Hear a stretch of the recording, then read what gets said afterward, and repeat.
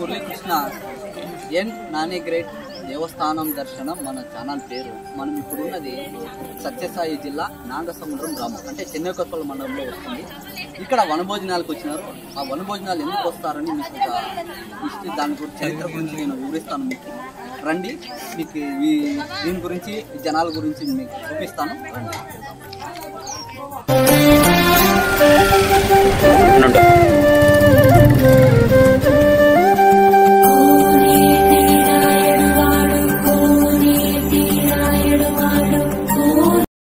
మనం ఈ పిల్లోని అడిగి తెలుసుకుందామండి. ఊర్లో అందరూ వచ్చినారా, కొంతమంది మాత్రమే వస్తారా అని క్లీన్గా తెలుసుకుందామండి. పిల్లోని అడిగి అందరూ ఊర్లో ఇంకా అందరూ వచ్చినారా, ఇంకా ఎవరైనా ఉంటారా ఊర్లో? అందరూ వచ్చినారండి. అందరూ అంటే ఊర్లో ఎవరు ఉండలేదు? ఊరందరూ ఖాళీ చేసి ఇక్కడ వచ్చేస్తారు. ఎన్ని రోజులు ఉంటారు? ఒకరోజే. సాయంత్రం వెళ్ళి ఎన్ని గంటల వరకు ఉంటారు? 5 గంటలు. పొద్దున్న ఎన్ని గంటలకు వచ్చి ఉంటారు? 6:30, 7 గంటలకు వస్తారు. సాయంత్రం ఎన్ని గంటలకు వెళ్తారు? 5:30, 6. చూసారు అండి, ఊర్లో ఎవరు ఉండరంట.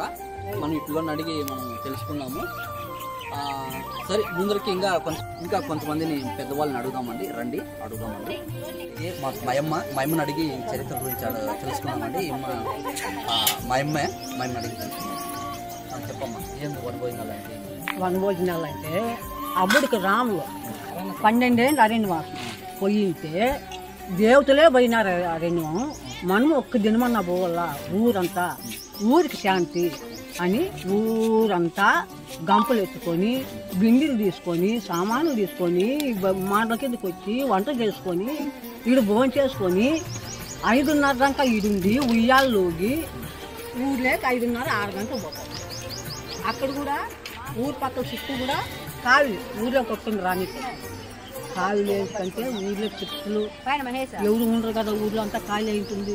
శక్తులు వస్తాయి, ఎవరైనా దొంగలు దానికని కావిలు వేస్తారు. ఊరు చుట్టూ కావిలే.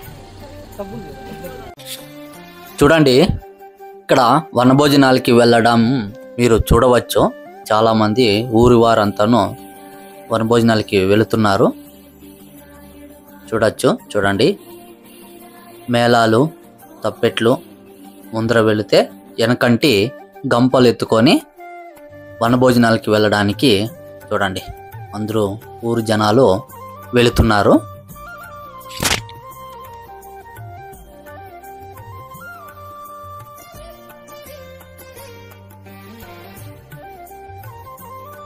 వనభోజనాలు అంటే శ్రీరామచంద్రుడు తన తండ్రి కోరిక మేరకు 14 సంవత్సరాలు వనవాసం చేస్తాడంట.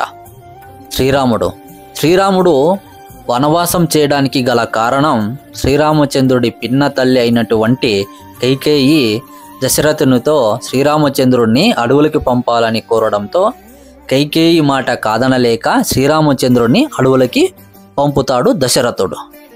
అందువలనే చాలామంది ఆంధ్రాలో వనభోజనాలకి వెళుతుంటారు. అంతటి శ్రీరామచంద్రుడే వనవాసం చేయగా లేనిది మనుషులమైన మనమెంత అని. వనభోజనాలకు వచ్చింది పొద్దున. ఇప్పుడు వనభోజనాలు అయిన తర్వాత వెళ్తున్నాము. రండి, వనభోజనాలు ఇంకా రిటర్న్ వెళ్ళే వాళ్ళని మీకు చూపించుకుంటూ వెళ్తాను. చూడండి, అందరూ గంపలు ఎత్తుకొని రెడీగా ఉన్నారు. ఈ గంపల్లోనే అందరూ బియ్యము, తర్వాత కూరగాయలు అన్ని గంపల్లో పెట్టుకొని తెచ్చుకుంటారు. ఇది చాలా సంవత్సరాల నుండి ఆనవాయితీగా గంపల్లో తేయడము ఆనవాయితీగా వస్తుంది. చూడండి, అందరూ గంపల్లోనే తెచ్చుకుంటారు. చూడండి, అందరూ రెడీగా ఉన్నారు. అందరూ ఇళ్ళకి వెళ్ళడానికి సాయంత్రము. ఇప్పుడు టైము 5:30 అయింది. ఊరి పక్కలోనే ఉన్న చెరువు కట్టె కిందకే వస్తారు చాలామంది వనభోజనాలకి. ఇంకా కొంతమంది వాళ్ళ తోటల్లో, పొలాల్లోకి వెళ్ళి వనభోజనాలు చేస్తూ ఉంటారు. శ్రీరామనవమి అయిన ఒక వారం రోజులు లోపలనే వనభోజనాలకి వెళుతారు. ఎవరు కూడా ఊరిలో ఉండరు. శ్రీరామచంద్రుడు 14 సంవత్సరాలు వనవాసం చేస్తే నాగసముద్రం ప్రజలు ఒక రోజైనా వెళ్ళాలని ఇలా వెళతారు. చాలా అంటే చాలా అద్భుతం అప్ప. ఇప్పటికి కూడా ఇలాంటి పద్ధతులు పాటిస్తున్నందుకు. తర్వాత ఇక్కడ వంటకాల గురించి మనం చెప్పుకోవాలి. ఇక్కడ పాయసము, తర్వాత వడియాలు, చింతాకు పప్పు, చింతాకు చిత్రాన్నము, ఇలా వంకాయ సారు చాలా అద్భుతంగా చేస్తారు మా నాగసముద్రం ప్రజలు.